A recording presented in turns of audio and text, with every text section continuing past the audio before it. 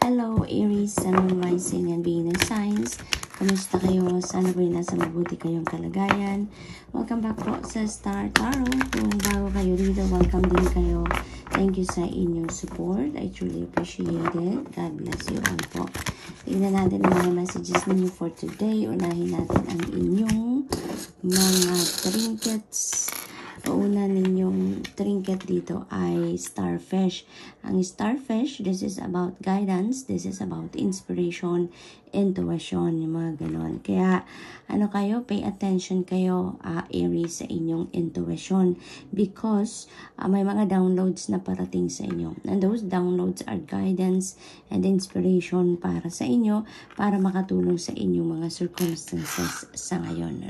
So, kahit ano man ang inyong pinagdadaanan. So, we also have Owl. Ayan. So, si Owl naman, this is about change and transformation, and this is also about intuition. So, kung ano man talaga mga pinagdadaanan ninyo ngayong pagbabago or mga pagdadaan ng pagbabago sa buhay ninyo, divinely guided kayo. Aries, divinely guided kayo.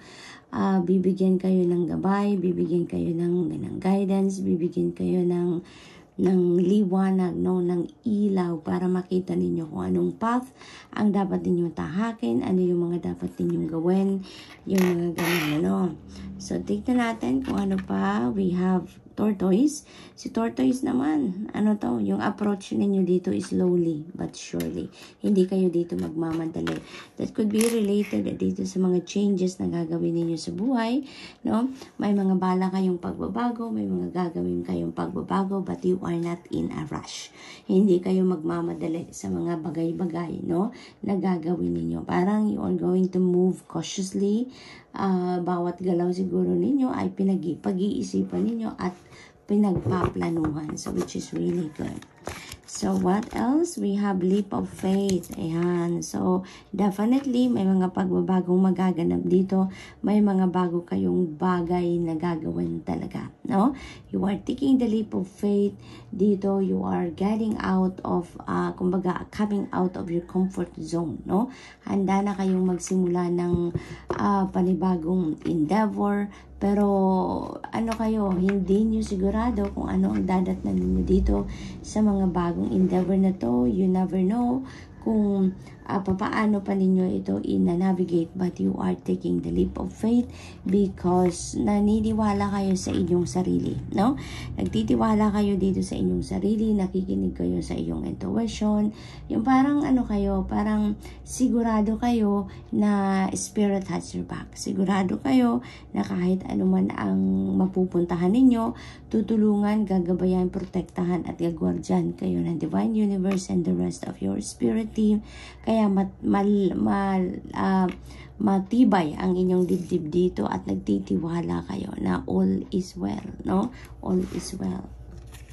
We have Page of Michael. Ayan. So, may mga truth, may mga balita kayo na matatanggap dito, Maaaring ang mga balitang ito ay makakatulong sa iyo na malinawan ang inyong kaisipan, na mabigyan kayo ng clarity sa mga bagay-bagay na kailangan ninyong gawin or gusto ninyong gawin. Maaaring ganun din ang ganap.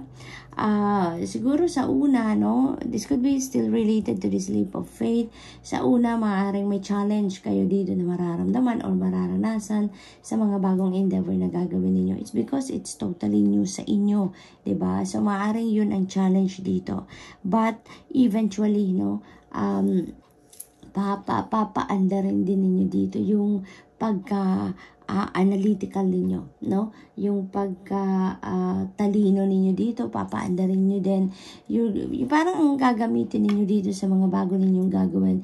Both sides of your brain, left and right, talagang papaganahin ninyo, papaandarin ninyo at sisikapin ninyo na magiging maayos ang lahat, Giging kayo dito, confident, You're going to be very confident about yourself and about your mga gagawin ninyo, mga talents ninyo, skills ninyo. Confident kayo about that, no? Na magagawa ninyo kung ano ang kailangan ninyo gawin at pagtatagumpayan ninyo, no? For some of you, dito, Aries, maaaring may mga pipirmahan kayong kontrata. Maaaring meron kayo ditong mga kailangang i-review na mga documents, no? So make sure na before you sign any document, before you sign any contract, basahin ninyo pong maigi, no? Read them thoroughly from top to bottom, left to right, okay? Para alam ninyo kung ano ang inyong pinipirmahan. Star energy, napakaganda nito, Aries, no? This is a wish fulfillment energy, kaya most likely meron kayong pangarap, meron kayong dream na magka-come true sa ngayon. There is a dream that is coming to fruition sa ngayon, kaya makukuha ninyo ang gusto ninyo at talaga namang magiging masayang-masaya kayo dito, no? Magiging masayang-masaya kayo dito. For others of you, maaaring meron kayong mga pinagdadaanang challenges sa buhay, may mga difficult situation kayo na pinagdadaanan recently, and with the star energy, sinasabi dito, this is giving you heads up na the end of that difficult situation is here, no? Matatapos na kung ano man ang paghihirap na yan, ano man yung mga pinagdadaanan ninyong hindi masyadong maganda sa buhay, that is coming to an end, no? Magkakaroon na kayo ng solusyon, mahahanapan na ninyo yan ng solusyon, mahahanapan na ninyo ng paraan on how you're going to get out of that difficult situation. So there is going to be a new path, no, na magbubukas para sa inyo dito. Meron kayong biyaya, regalo, bagong pag-asa na matatanggap dito from the divine universe, and that is going to lead you towards a new direction, a new path sa buhay ninyo, no?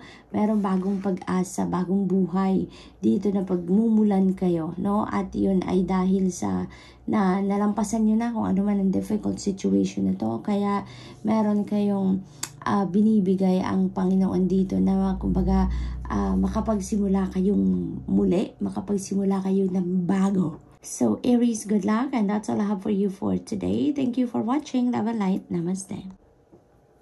Hello, Leo, Sun, Moon, Rising, and Venus signs. Kamusta kayo? Sana ba nasa mabuti kayong kalagayan? Welcome back po sa Star Tarot. Kung bago kayo dito, welcome din kayo. Thank you sa inyong support. I truly appreciate it. God bless you all po. Tignan natin ang mga messages ninyo. For today, unahin natin ang inyong mga trinkets. Ayan. So, paunang trinket ninyo napakaganda because this is the rabbit symbolizing prosperity, abundance, no? So, ano din ito? Good luck din. Kaya napakaswerte ninyo sa ngayon. Leo, mababalot kayo ng swerte, lalo-lalo na pagdating sa inyong pangkaperahang aspeto. This is the Zebra naman. This is about determination. So, whatever it is that you are planning sa ngayon na maaaring gawin or i-implement ninyong pagbabago siguro sa buhay ninyo, you're going to be very determined about that, no? Talagang wala na makakapagpigil sa inyo, on the go na kayo. Parang green light na ang meron kayo sa ngayon, and you're going to do whatever you want to do talaga, no?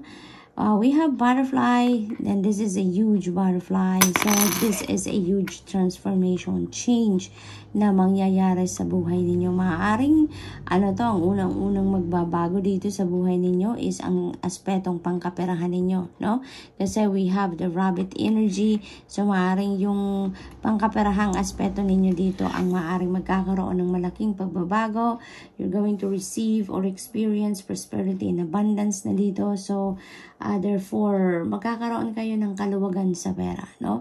Magkakaroon na kayo ng financial freedom, financial abundance. So, good luck to that, Leo.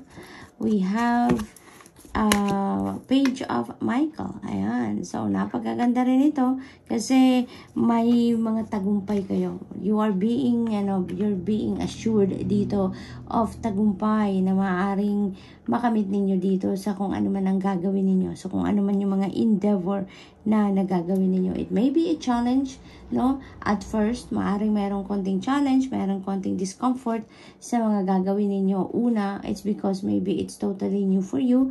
Kaya maaring, alam mo yun, yung mag-a-adjust ka din, no? Mag-a-adjust ka pa rin. But definitely, you have all it takes to succeed. Kaya gagawin ninyo ang lahat dito para pagtagumpayan ang lahat. No, you're going to be very determined as well. Kaya parang you have all it takes talaga. No, lahat ng kailangan ninyo para magtagumpay kayo ay nandiyan na sa inyong harapan. Nandiyan na sa sarili ninyo. No? For others of you, Leo, maaring meron kayong mga pipirmahang kontrata. Maaring you are going through documents. No? Maaring may babasahin kayong mga dokumento, i-review yung dokumento. So, make sure po na re-reviewin ninyong maigi, basahin ninyong maigi, ang lahat-lahat, no? Nang sa gayon, pirmahan ninyo nang naiintindihan talaga ninyo kung ano yung nilalaman ng inyong mga dokumentong pinipirmahan. Okay? So, we have King of Ariel. Napakaganda nito because this is success, no? Lalo-lalo na pagdating sa pangkapirahang aspeto. This is financial success, this is financial gain, this is financial opportunity or financial blessings na maaaring dumating sa inyo, no? Lahat ng plano ninyo dito ay maaaring come to fruition, maaring mangyayari talaga kung ano ang mga binabalak ninyo dito kasi si Page of Michael din, no? There is a guaranteed success din dito sa kung ano man ang plano ninyo. And with the King of Ariel, so most likely talaga pagtatagumpayan ninyo kung ano man ang mga binabalak ninyo ditong gawin or mga sisimulan ninyong gawin, no? This is really good also in terms of your money, career, and finances. Kaya maaaring may swerte talaga kayo dito pagdating sa pera, pagdating sa finances, pagdating sa inyong trabaho, karera, negosyo, yung mga ganon. So, maraming pagkakataon dito na parating sa inyo dito, Leo, na magbibigay sa inyo or maghahatid sa inyo ng financial success. Kaya, pagdating ng pagkakataon na yan na meron na kayong pera, meron na kayong opportunities na pagkukuhanan ninyo ng continuous na income, no? Ang advice din sa iyo ni King of Ariel, make sure that you are also managing your money wisely, no? Alagaan din ninyo ang inyong income, lalong-lalo na ang inyong trabaho, ang inyong pinagkukunan ng pera, at lalong-lalo na ang pagtatabi ng inyong pera, no? We also have Knight of Ariel. Ayan. So, puro pangkaperahan ito. So, definitely, there is financial opportunities na padating sa inyo dito, Leo. Marami din kayong mga gagawin dito siguro. Siguro may mga idea kayo for business ventures, no? Maaring yan ang sisimulan ninyo. And you have too many plans sa ngayon. At, maganda rin dito kahit kayo maraming pinaplano, marami kayong gustong gawin, maraming income generating, no, na plans ang meron kayo sa ngayon. Ang maganda diyan pinagpaplanuhan ninyong mabuti, no? Pinagpaplanuhan ninyong mabuti before you start on that, before you embark on that whatever business venture na yan or investments man. Before you start, talagang sinisiguro ninyo na maayos ang lahat, no? Sinisiguro ninyo na worth it, kumbaga, ang effort ninyo na inaibubuhos sa kung ano man ang bagay na ito, no? So, good luck, Leo. That's all I have for you for today. Thank you for watching. Love and light. Namaste. Hello, Sagittarius, Sun, Moon, Rising, and Venus signs. Kamusta kayo? Sana po nasa mabuti kayong kalagayan. Welcome back po sa Star Tarot. Kung bago kayo rito, welcome din kayo. Thank you sa inyong support. I truly appreciate it. God bless you all po. Tingnan natin ang mga messages ninyo for today. For Sagittarius, unahin muna natin ang inyong mga trinkets.